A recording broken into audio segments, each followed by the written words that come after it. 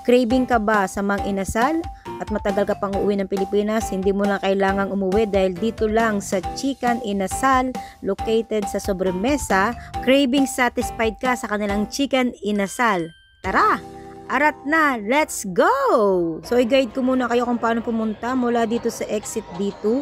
Dito po tayo dadaan para mas malapit. Pwede rin naman kayong sa exit C kung saan yung mas straight lumabas. And then lakad lang po kayo pa left. And then makikita nyo yung papuntang Queens Road. Lakad lang po kayo straight. Makita nyo yung McDonald's. Siyempre lampas pa rin kayo dyan. Hanggang makita nyo yung pedestrian lane. Tatawid po tayo dun sa kabila. Pag tawid nyo po dyan, diretso lang po tayo ng lakad.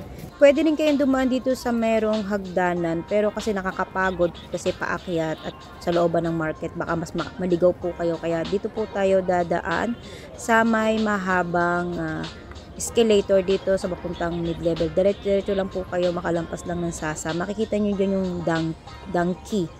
Akyat lang tayo dito sa escalator hanggang ma-reach natin yung sa taas. Makikita agad natin yung mahabang escalator papuntang mid-level. Share ko lang, 12 years na ako dito sa Hong Kong. First time ko lang makapunta dito.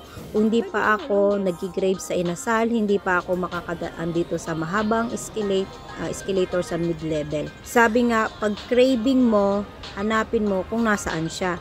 Malayo lang yung lakarin, pero pagdating nyo naman doon, sulit ang inyong nilakad. Dahil medyo mahaba yung lakarin, talagang ina-advise ko dito kayo dumaan sa mahabang escalator para iwas ligaw na rin kayo. Tapos tamang picture. And then sa right side, lalakad po tayo uli and then turn left. Makikita po tayo dyan ng escalator. Baba lang po uli tayo. At makikita po natin yung sign ng Shelley Street.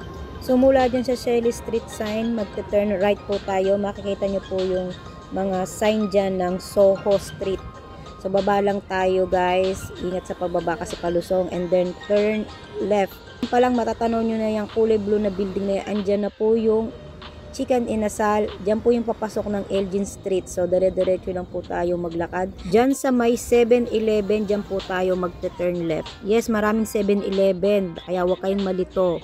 Pero kung susundan nyo tong guide ko, madali nyo makikita tong Sobremesa dyan. Dyan po ang Chicken Inasal. Papasok lang po tayo dyan sa loob. Huwag po kayong malilito ha. Dyan po sa Sobremesa, dyan mismo po sa loob niyan. Kasi yung pinakapangalan po ng Chicken Inasal is nakatayo lang po siyang standee. Kaya be aware lang po kayo na hindi mismo yung Chicken Inasal yung nakalagay doon sa store, kundi yung Sobremesa. Tara, pasok po tayo.